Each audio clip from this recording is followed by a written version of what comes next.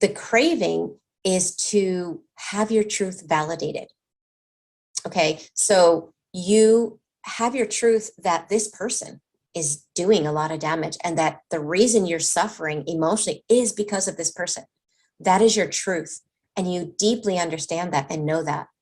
There's a craving for that truth to be proven. And that comes from the fact that your truth has always been denied and invalidated. So you have, if this relationship has been going on for a long time, you have years of invalidated truth that needs to be accepted and proven. Here's the thing though. Here's the mistake that probably everyone makes in the beginning. And then as we learn, we start shifting, what we're doing and we come out of this mistake. But the first thing people do when they have this craving, the first thing they do is try to prove their truth to the toxic person or to people that are in their life at that moment. And it's understandable. It's an understandable action because there is nothing worse than having the people in your immediate life seeing things in a way that is so warped and so far from reality. So it's understandable. However, I call it a mistake because if you are trying to prove to a narcissist that you're not crazy and that it is actually them, but the truth is that trying to convince a narcissist to look at themselves and accept your reality and to negate their reality is asking the impossible. If that person is high on the scale of NPD, that is something they are not willing to do. And you can't force them. You can put all the evidence in front of them and they will deny, twist, gaslight, and spin you. And what does that do? It keeps you feeling crazy because you're thinking, why doesn't this person see truth? You're forgetting that this person is choosing to see their reality as reality, even if it's not. And it's not due to a lack of evidence. It's due to their way of handling their life and their way of handling their shame and their trauma, basically. It's the same thing with trying to prove to people in your life. Trying to prove to people in your life that have been fed a story for a long time, that have been set up to view you a certain way and the other person a certain way, is like giving a tremendous amount of energy to people that aren't going to get it. And the thing is, we tend to do these behaviors, this trying to prove, when we're not fully healed. And so there's like an emotional intensity of trying to prove it.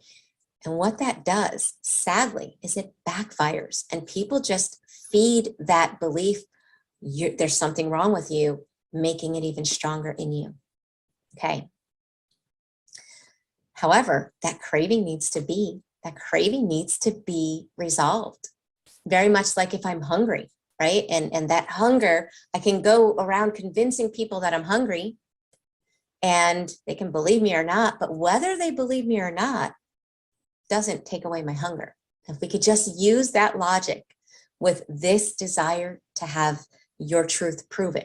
Okay, so for example, whether people believe you or not, honestly, we think that if we can convince others, then we'll be okay. And, it does suck. It does suck if people don't believe your truth.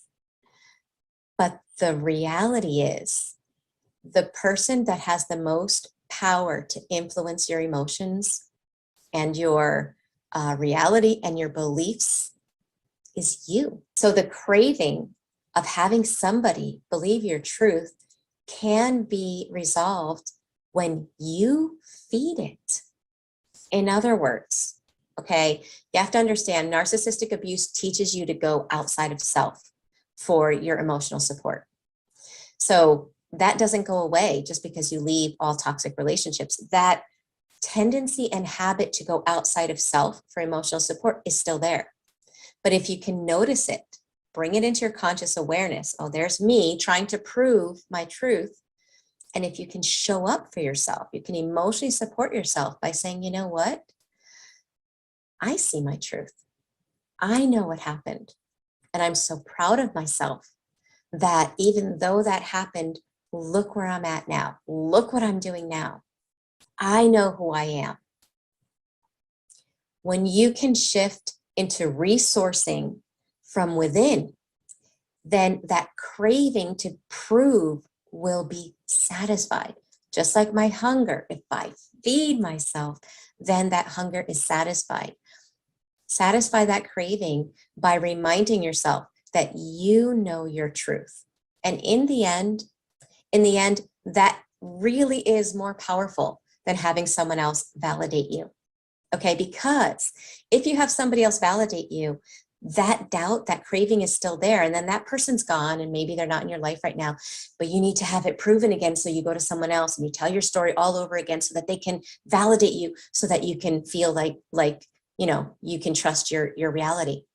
And it's always dependent on someone outside of self, which means you're always needing someone else to satisfy that. Whereas when you teach yourself to give it from within, you don't need anyone else to feel grounded with your truth. Okay, and the other part of coming to terms with this, and the other part of getting your sanity back, okay, once you've learned how to trust yourself and trust your reality and to validate your reality, the other part is about working through and rewiring you back to you. Now, this kind of sucks. And I know people will say, Michele, but you know, why do I have to do so much work just to get back to me? It's not fair. True. Very, very true. But staying in the it's not fair and looking at it like that is just going to keep you stuck. The reality is that narcissistic abuse changes your neural pathways in your brain. It changes the parts of your brain that you're used to living in. Okay, you wind up living a large part of your life utilizing your amygdala as opposed to your prefrontal cortex. In other words, you live a large part of your life in your trauma responses, in your survival brain, and not in your logical brain. Well, that doesn't just snap back. Your brain doesn't just bounce back. Now it can, and why am I suddenly changing colors? Clouds are passing by in the background. It is what it is. Okay, anyway. So your brain doesn't just snap back, but thanks to neuroplasticity, you can get it back so that you can not only go back to the person that you were before, but with what you've learned and what you've gone through, you can experience what's known as post-traumatic growth, where you aren't just who you were before, but you are a better and more powerful version of you. Yes, it can happen. And if you're interested in learning how to do that, starting the 1st of January, we're going to kick off 2022 in the School of Transformation with a 3-month post-traumatic growth course that we're going to do online together. We're going to learn how to go from being stuck, which is what happens in narcissistic abuse. You can be out of it for days, years, decades, and still feel stuck. We're going to go from that stuck place and learn how to go to a place of growth and how to go to a place where we can stop letting the past shape our present and our future, and we can start creating the life that we want as the person, not that we were, but the better version, the more powerful version that we've become as a result of what we've gone through. So if you want to join us, make sure you enroll in the School of Transformation by December 31st, because the doors of enrollment will close for those 3 months so that we're the same group working through the side effects together.